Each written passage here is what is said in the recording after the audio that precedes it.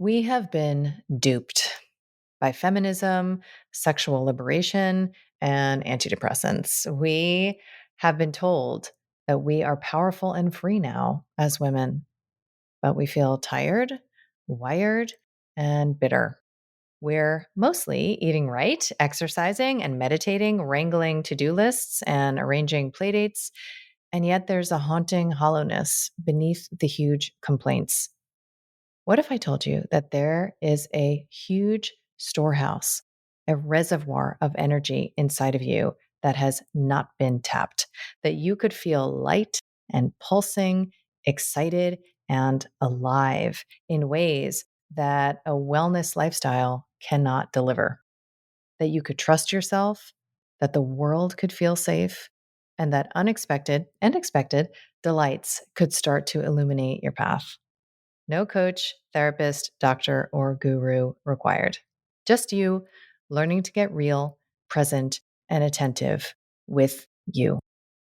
I feel like I'm here to matchmake your inner parts for the greatest love affair ever written. I want to help you learn first where you're buying eggs from the hardware store, which is the source of all pain. I want to help you master entering through the upset, which is the only spiritual practice you'll ever need, and to get real comfortable putting on your villain crown, which is, in my opinion, the key to true power. And then you'll attune to your inner yes so you can live the life defined by the specific pleasure of who you are. I am so excited to announce my latest book called The Reclaimed Woman, which is available for pre-order now.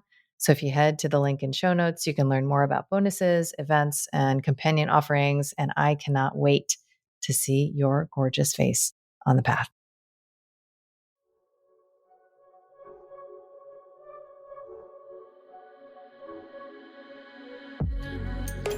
I'm Dr. Kelly Brogan. You may know me as a New York Times bestselling author of a book with an exploding pill on the cover, renegade psychiatrist, pole dancer, or honorary member of the Disinformation Dozen. What can I say? I'm a born provocateur. I've spent most of my recent life exposing deceptions, connecting dots, and discovering the secret places my inner victim is still waiting to be liberated. And now I feel called to help you reclaim all of your parts, your health, your sexuality, your power, and your expression, so that you can finally truly own yourself. I want to ignite in you that inner knowing and the pulsing vitality that lives beneath your disempowerment, disconnection, and resentment, so that you can audaciously, courageously, and playfully alchemize your struggle into the specific pleasure of who you are. This is Reclamation Radio, a Soulfire production.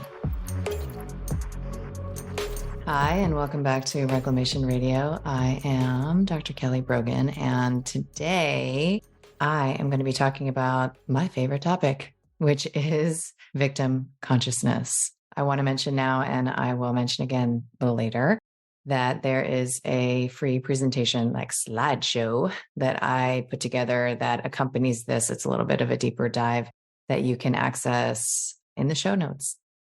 So I have said many times, and I'll say it again, that I believe victim consciousness to be the only human pathology. It is the driver of suffering. It is the force behind what we call evil.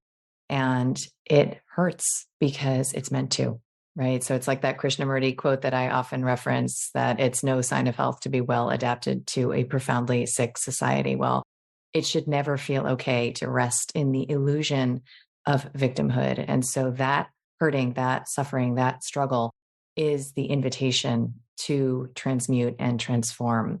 And this process, this metamorphosis from the resonance of victim consciousness into sovereignty through reclamation is actually what I think we came here for. I think it's really what this maturational journey of being a human is predicated on, at least through my very biased perspective. So we all have a victim story, and it's often very unique. However, there are a lot of common themes.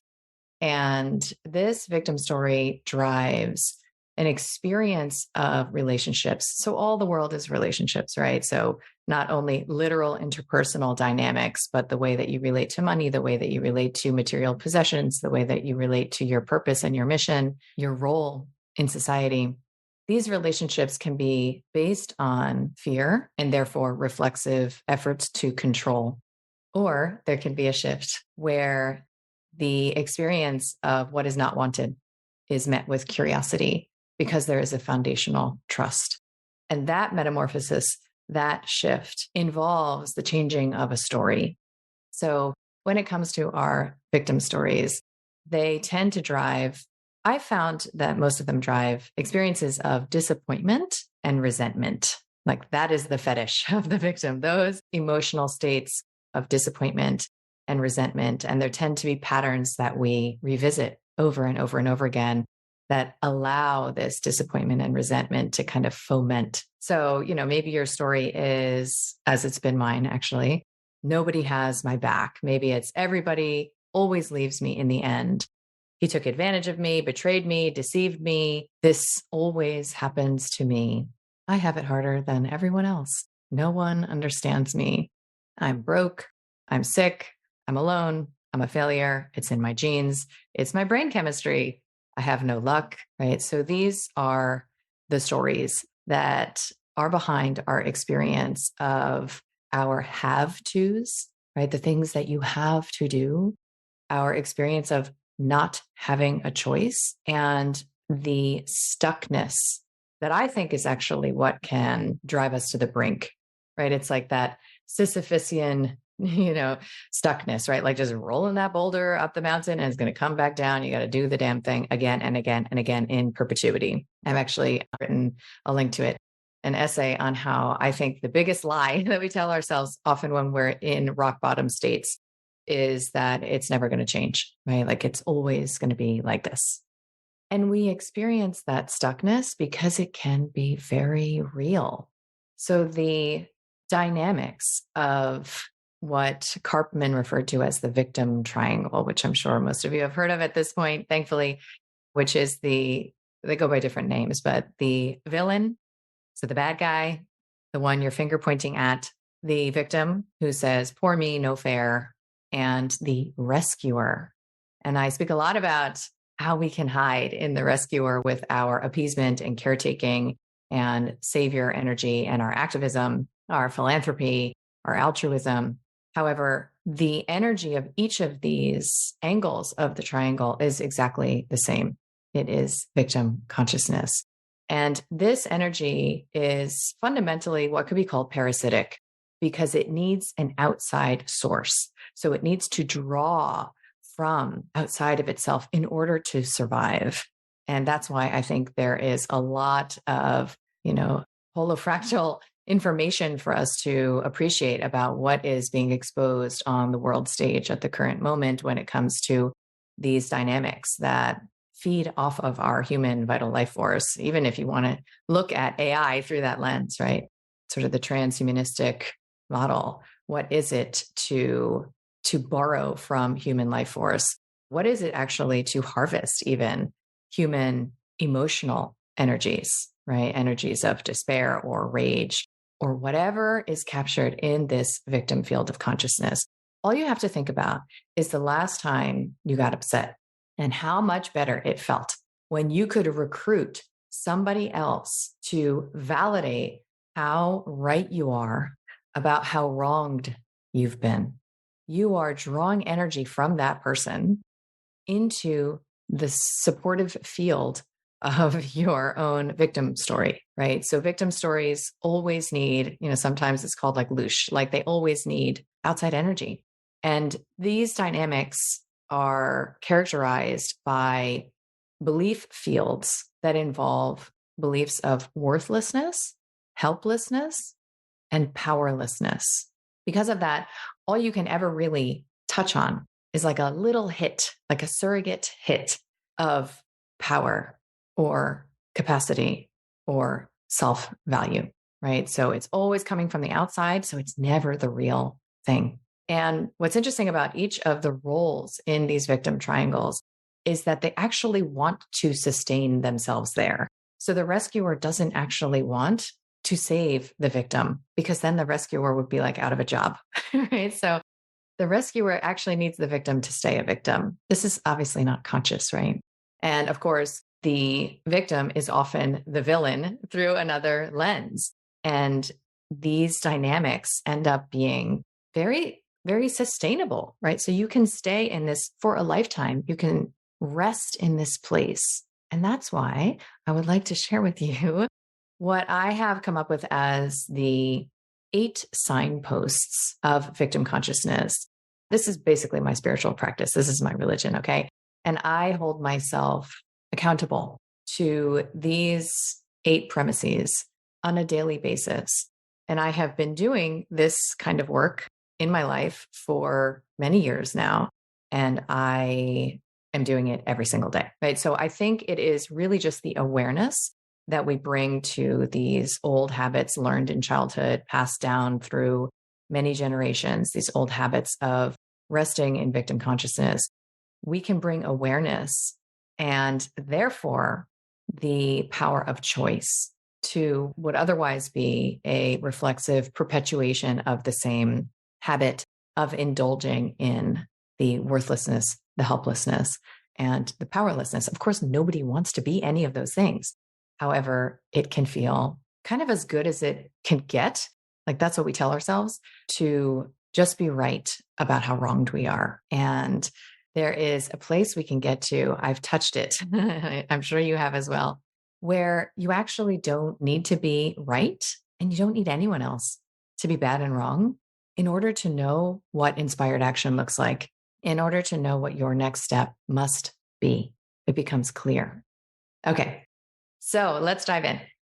Number 1 is that you engage in commiseration connection. That's what I call it, which is using the currency interpersonally of complaint, right? So you might start to pay attention to the way that you talk to friends and colleagues and your employer, employees, the people that you interact with, even your kids. And you might start to notice, wow, pretty much all I share with others is my problems, right? Are the things that I don't like, are the poor me stories. And this habit of connecting through commiseration is sometimes passed down, right? This is how we connected to our families of origin. I have noticed that it's very common that we do this actually through our experience of health. And the system supports this, right? So that you might have a family experience where all y'all talk about is what's wrong with your health and what the state of it is, right? So, like catching up on each other's ailments all the time. Or it might be that you're complaining about your husband all the time, or your, struggles with finance all the time. And it can be a very, very uncomfortable shift to begin to play with, right? Titrate into connecting through celebration and sharing what is awesome about your life experience, even if it's a little thing to begin. When you have that moment in your life of really enjoying something that's crossing your path, might you actually share that? We have all sorts of reasons, I believe, related to our mother woundology. And I think especially women, that we self-attenuate, right? So we make ourselves smaller so that others can feel comfortable in our presence. And how can you just begin to start to share things that reflect your level of power and capacity? The other thing is that when we focus on our problems, and let's say your problem involves another person, or maybe you're a health freedom activist and involves the system, or whatever it is, there is a specific focus that you bring to bear over and over and over again in your conversational dynamics. I have called this the erotic caress of the enemy, because what happens is you say you hate this thing, but you literally can't stop thinking about it. Like you're just checking in with it all the time, and you're wanting to know what the status of it is. And you're outside of your own lane of business in someone else's business all the time. And often this is a very powerful way to avoid what it is that you're actually experiencing on the inside, what it is that you're actually feeling on the inside. And it's a very common habit that we project the qualities that we don't have intimacy with on the inside onto this enemy. And then we don't have to look at it, right? It's easy to maintain that fragmentation, right? So if I have this like inner totalitarian, right? I have this like pushy, bossy, I will, exert and assert power over you no matter what, because that's the only way I can feel safe in the world. If I have a dimension of myself that I imagine I don't have, because I'm like, egalitarian, freedom loving, libertarian, or whatever, that's what I think I am, then I might engage in the erotic, obsessive caress of the totalitarian energy of, said governmental authority or, whatever it is that I imagine is oppressing and persecuting, right? Because I don't want to develop intimacy with the possibility that I may actually have that inside and that I would probably lose love or experience rejection or abandonment if anyone were to see it, right? So this erotic caress of the enemy is how we stay in connection to our own projected fragments. It's kind of an amazing psychological mechanism, if you ask me. Okay, so number 2 is that you have a sense of superiority over others, right? So this is very common, I think, in the new age, in the spiritual world, where there is something like a spiritual meritocracy that gets set up. And sometimes this is called spiritual ego, which is that like all of your fear-based, sense of self is just translated into spiritual lingo and a spiritual construct of understanding who it is that you are and why it is, that you are safe from judgment because now you're a good spiritual person. Well, most people pursue spirituality because they want to feel better, right? They want to feel better and they want to not feel bad.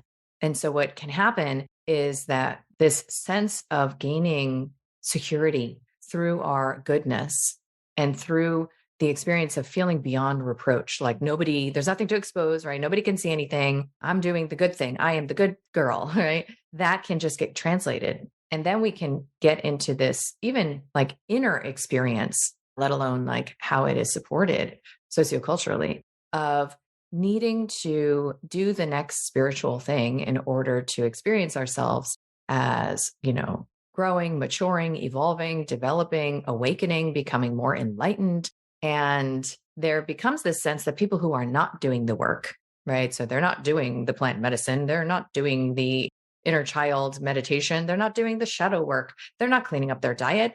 These muggles, these sheep, these people who are choosing to stay asleep, perhaps, that they are somehow lesser. And it's almost like we want to experience a reward that perhaps isn't inherent to the process for our hard work. So the reward must be that we are better people now. And we're not only better people than others who are not doing the work, but we're actually better people than we were.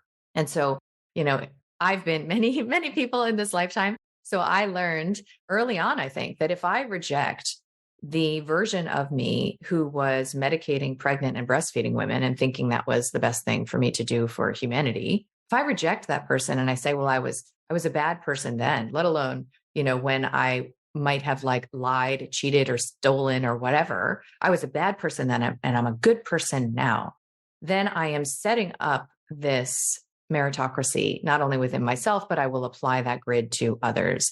And it is founded, on victim consciousness, right? That I need to establish this hierarchy that isn't actually based on a superiority of competence in a given skill. That's just actually based on my goodness, right? So I work very hard in my life and I want credit for it, damn it.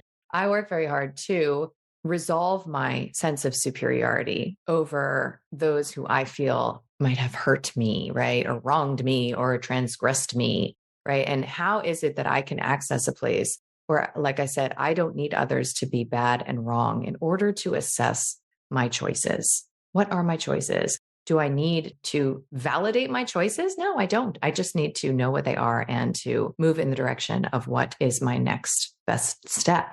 Okay. Number 3 is the sense of needing to fix. So some would argue that this is an immature masculine, which again is in all of us, an immature masculine tendency which stems from an incapacity to hold the discomfort of something being different than we want it to be. So when we need to fix something on the outside, when we need to make, it's the same theme, right? Wrong what is, right? Instead of first accepting, what is, and maybe even approving of it, because as Byron Katie would say, how do you know something, should be the way that it is? Well, because it is that way, right? That's how you know that it should be that way, right? So if you are in a habit of needing to fix what you deem to be wrong on the outside in order to feel okay, like there's no possibility that you could access a sense of okayness on the inside, even just for moments, even just sort of, the feeling of your back on the chair and the strength of your spine, right? If you must fix something on the outside, and for me, that would usually be through like a communication, right? Like, so I have to send the email, I have to send the text, I have to make my case, for why something needs to change. This is the micromanagement of reality, let alone other people. And it is fundamentally something that stems from an experience of one's own inability to control their okayness, which we really couldn't on a lot of levels in the important ways as children, right? We couldn't get into a car and drive away and leave a dynamic that was not working for us, right? So we may have carried that into our adulthood, and it could be time to refresh our senses and orient to the fact that we actually have a lot of agency, if not complete agency, over our state of okayness and how to access it unconditionally. So we'll pause here for a message from our sponsor, my membership community, Vital Life Project. So if you want to hang with me, ask me questions in live coaching, get free access to my masterclasses, curated content, discounts, and to the incredible humans that I attract, my membership, Vital Life Project, is where it's at. It's the only membership of its kind, and you'll shed your struggle, transform your victim story, and level up your reclamation game with others who get it. Join at the link in show notes and at kellybroganmd.com. Okay, so number 4 is that you have the belief that your role is to save the world and to save others. And I have a lot to say on this subject. Could I call myself like a recovering activist? I don't know. Maybe that could work as a title. The belief that it is your role to save another person, let alone to save the world. The hubris in that is quite remarkable, let alone to save the world. First of all, how about you just focus on your damn self? Okay. How about you just clean up your life? How about you just clean up your relationships? And how about you develop intimacy with yourself, like deep intimacy with all the things that you don't want to feel and all the parts that are holding, these dimensions of yourself that you really hope nobody ever notices, right? Before you channel all of your energy into your certitude that the world should be a certain way. How can you be so sure that you know how the world is supposed to? You're the authority, right? So this is literally what I have experienced, that I felt myself to be the authority on how the world should be, on how people should raise their children, on how they should engage the system, on what is right and what is wrong for another person. I can only know that for myself. And even knowing that for myself has been a multi-decade journey, right? So when I imagine that it is my role to save another person or save the world, what's interesting, because I am in the rescuer role of the victim triangle, is that I am actually reifying the powerlessness of that individual that I am purporting to save. Because I'm saying they couldn't do it without me. They need my information, they need my attention, they need my money, whatever it is. They couldn't do it without me. And as I said, the rescuer doesn't actually want the victim to be saved because the relationship would crumble. And so there is an investment in things actually staying wrong, right? So there are a lot of activists who experience deep schadenfreude when things go badly. Like all you got to do is like scroll Instagram to see all the memes that are like, it's like a deer munching on popcorn or whatever. And the caption is like, all the conspiracy theorists loving watching everything they ever said, was going to be true or whatever, right? Like there's so many of that. There's so much of that. Like, I told you so. I told you so. So the attachment to being right about how wronged We've been. I mean, it seems so innocent, but the energetic resonance of that is the same. Literally, it is the same. It is the simulacrum of the problem that we say we are fighting. And I speak all of this from deep personal experience. I have only learned about this through my own exposure to my shadow around my activism.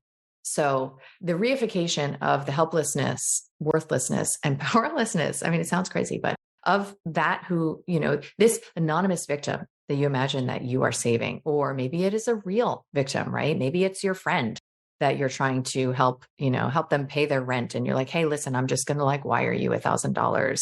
What you are doing, especially when they haven't asked for it, that's an important, the consent around the dynamic can change everything. However, what you're doing is actually reifying that they can't figure this out. They can't access their creative energy. They can't divine unseen solutions to their problem because of their inherent power. They need you for that. And it's really not true, right? And that's not to suggest that we don't need each other. However, when we ask for help, it's quite a different thing than when we apply and even impose help. Okay. Number 5 is really the linguistic and semantic spells that we cast in our lives. I have made a vigilant practice of specifically noticing when I use the phrase have to, right? I might say, I have to go. And I will find another way to say that. It could be as simple as, I am going now. It's like this subtle, but very, very different energetic signature to my language, right? So there are phrases like have to, no choice, right? I had no choice. I had to go to the doctor. I had no choice. I had to take the medication or get the chemotherapy or whatever. Should is another one. And hate this, right? I hate this. I actually find when we are honest about that language within ourselves, like when I'm honest about what it is that I hate in my own life, I have a very clear window into where it is that I am imagining I have no choices, right? Or that I am being victimized by a malevolent universe, right?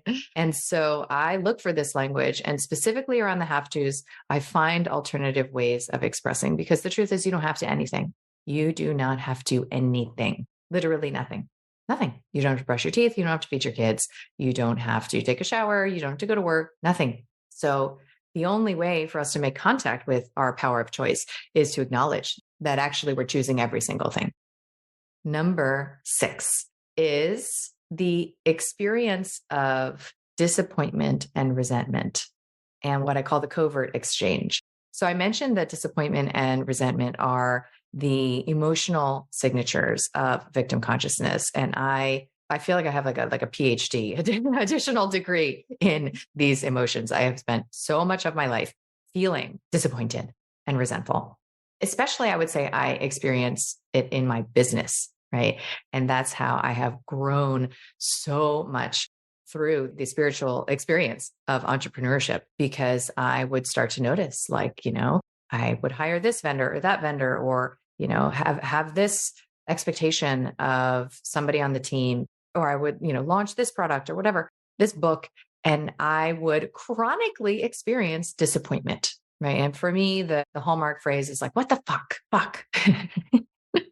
That indignant disappointment is something that I have learned I actually enjoy. And Carolyn Elliott's work has helped me so much in this regard. I'll link another book report I wrote on her most excellent book below, and helped me to go beyond seeing patterns of disappointment and resentment as simply, familiar, and actually taking me to the place where I recognize that the bodily sensations of the first hit of disappointment or resentment are actually quite arousing and quite enjoyable. And that until I recognize that I am playing a very active role in cultivating and co-creating the conditions for said disappointment and resentment, then it's not possible to derive that arousal and sensory fulfillment through pleasure and exercise my power of choice to get me to that place.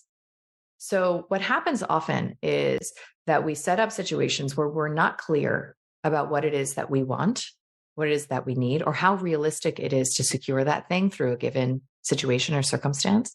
And so we end up giving or doing a thing or creating an opportunity or offering somebody, an experience And we actually want them to appreciate, to give something, to show up in a certain way. And we assume that they can mind read and that they would know that.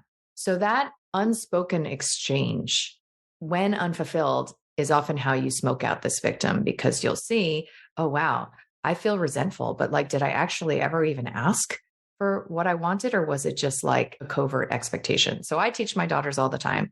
Like my youngest daughter, let's say, she's just like this very like devotional being. It's like a lovely human. And she often does things for others, right? Like she'll go like get her sister, water to drink or bring her something she left in the other room. And so I'll say to her, I was like, listen, it's important to consider how it would be for you to do these things for others if they didn't appreciate it. Would you still do it? Right. So if there's an attachment to how something we are offering, whether it's an opportunity or otherwise, is being received, then there's a covert exchange happening, right? Where we are expecting something in return that's not actually in the agreement, right? That's not actually on the table. When I was in private practice, I would notice that sometimes with certain patients, I would go overtime, right? So let's say I would like allow the appointment to go 10 minutes overtime. And I had one or two experiences where a patient would become upset about my being unavailable for a certain kind of communication, let's say, or contact or whatever later on. And inside myself, I would say, like, how dare you? I gave you all that extra time, right? After all those appointments. And the truth is, I didn't actually want to give that time. I did it with a covert exchange and expectation for appreciation and gratitude. And when that appreciation and gratitude wasn't available, then my resentment or indignance was exposed, right? So how is it that we can be real about what it is that we want and need from an experience, from an exchange, so that we can break that very ingrained habit of sourcing fulfillment through the subconscious co-creation of conditions that are going to result in disappointing energies, right? Like even in my business, one of the things that I do now all the time is I recognize that deadlines and time containers and integrity of word are a really big deal to me. So rather than just sort of see manipulatively, right, whether or not somebody that I might commission or hire or contract with is just going to do it right the way I want it to, because that's very nebulous, right? And maybe I actually subconsciously don't want them to do it right so that I can experience that delicious disappointment. So these days, I am really clear that deadlines and, coming through, following through on what it is that you say you're going to do is very, very valuable currency to me. And so this way, if somebody doesn't do it, it's not like hey, it's just sort of like, oh, okay, they can't meet this need. So probably we're going to part ways, right? And it's actually really neutralized and nobody needs to be bad and wrong. So that leads me to number 7, which is my favorite pet phrase. Where are you buying eggs from the hardware store? So someone in victim consciousness, which arguably is all of us at this point, attempts to buy eggs from the hardware store, attempts to source something from a place they already know cannot provide what it is that they want, right? So this could be attempting to source health and wellness from the allopathic medical system. They don't sell that there, right? This could be attempting to source emotional security from your partner who fundamentally has incompatible needs with yours, right? Who needs tons of space while you need tons of connection, for example. It could be in a business dynamic, like I referenced, where you want somebody to provide you a certain type of service, yet they've already showed you that even though they might be saying they can, that they can't, right? They like literally just can't, right? It could be hoping that one day, somehow, your mother or father will show you the love that you've longed for, since you were a child.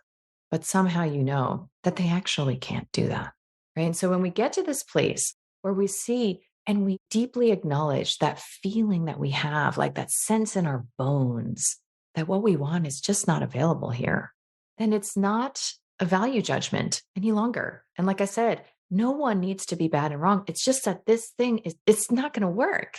This thing is not going to work. And that's okay, because there's an incompatibility of needs, right?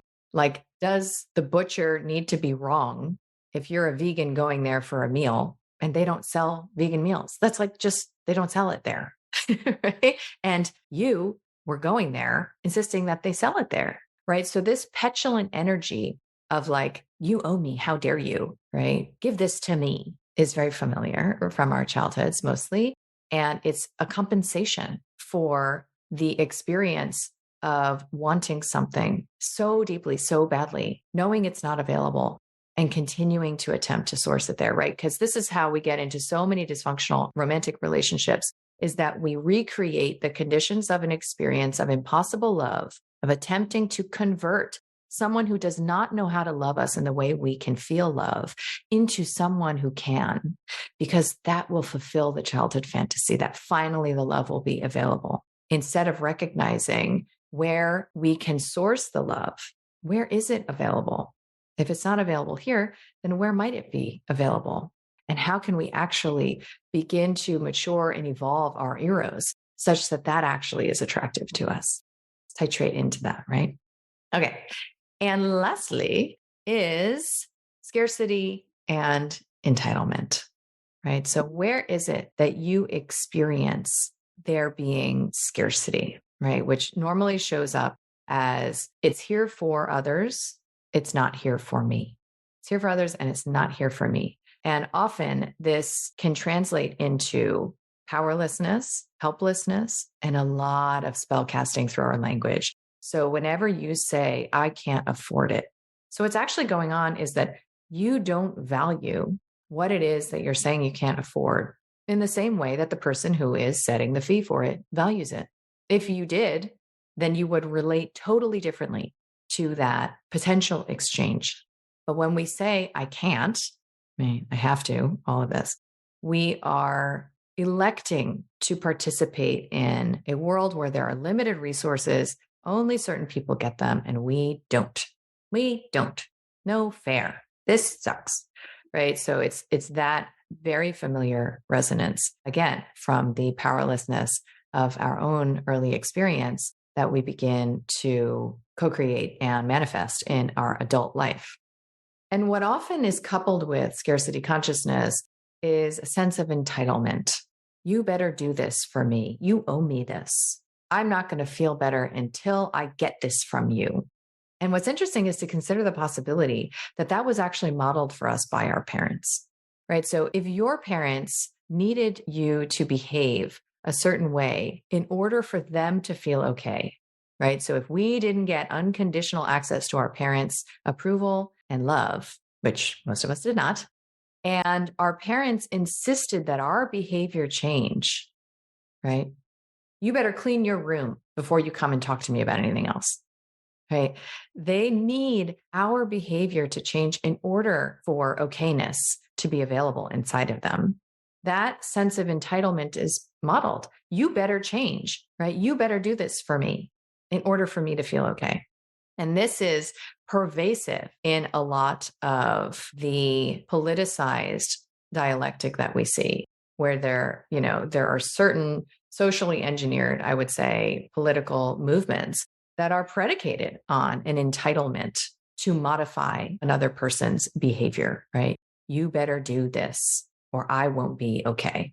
I'm not really sure we have an entitlement to demand that another person's behavior change. We have control over our own choices and how to work within our own sphere of influence, which actually ends right at the limits of our aura, let's say. So working with this scarcity and entitlement, just recognizing when we're in that kind of languaging can also help us to really begin to shift out of a sense that we are living in a random universe, right? And we need to make things happen versus, a magnetic universe, a vibrational universe, versus experiencing meaning, saturating every dimension of our being and resting into that trust and curiosity, that I referenced. I am a believer that accessing that curiosity requires a fundamentally healed nervous system, So that's why I am so passionate about Vital Mind Reset, because if you can confer that in a month or so,